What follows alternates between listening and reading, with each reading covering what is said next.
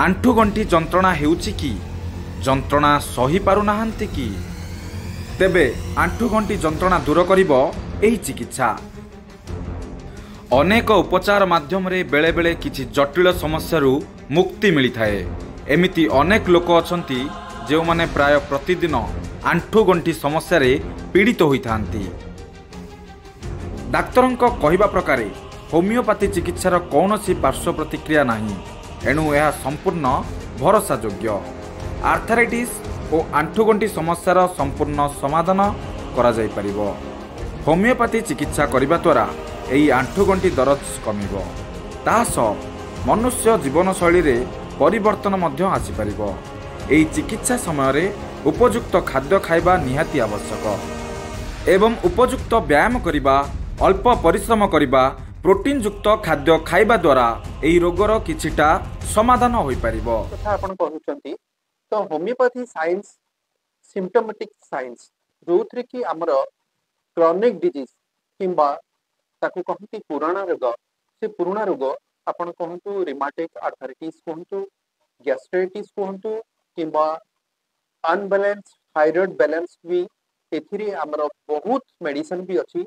Are भी चाहिदा दिन को दिन बढ़िबा को लागिलानी एवं आदृत हेलानी। ये होची स्वल्प पैसा रे स्वल्प खर्च रे आको संपूर्ण ट्रीटमेंट करी संपूर्ण आरोग्य हुअंती लोक माने।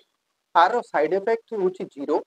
तो आमे कोन करिवु आको लक्षण युक्त जोटा कि अनकॉमन पिकुलर और सिंगुलर रेमेडी आको बाची आमे से रोगी को से हिताधिकारी रोगी को लक्षण भित्तिक आमे औषध को सिलेक्ट करिवु एवं औषध प्रदान कला परे सी बहुत चिकित्सार उपलब्धि पाई परिबो एवं से हिताधिकारी सुस्थ जीवन यापन करि परिबे। आर आंठुगंठी जो बीमार हुए ताको आर्थराइटिस बोल कहा जाए। से आर्थराइटिस को आमे पिकुलर अनकॉमन सिम्पटम्स को आमे कलेक्ट करी ताको आमे सिंगल रेमेडी रे जो पर्यंत से चिकित्सा पाइबा पई उपयुक्त से पर्यंत आमे चिकित्सा करिबा जोथरे कि हमर साइड इफेक्ट नै।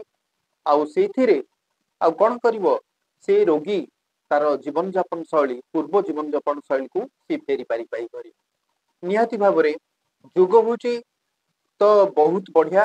योग करिबा निहाती आवश्यक काइना एबे सेडेंटरी लाइफ आमे सेडेंटरी लाइफ को आमे लीड करू जोते कि मॉडर्न लाइफ को लीड करू। तो आमे योग प्रतिक्रिया को जदी आगे नहीं परिबा प्रत्येक दिन आमे किछि ना किछि व्यायाम करि परिबा तो आमे सुस्थ जीवन यापन आमे करि परिबा।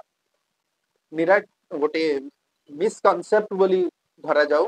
तो आर लक्ष्य रहिला जे जने नॉन वेजिटेरियन और जने vegetarian both are taking the homeopathy medicine basically symptomatical study रे आमे ताकू उपयुक्त चिकित्सा देई ए नीति नियम टोटली नाही हम होमियोपैथी साइंस रे।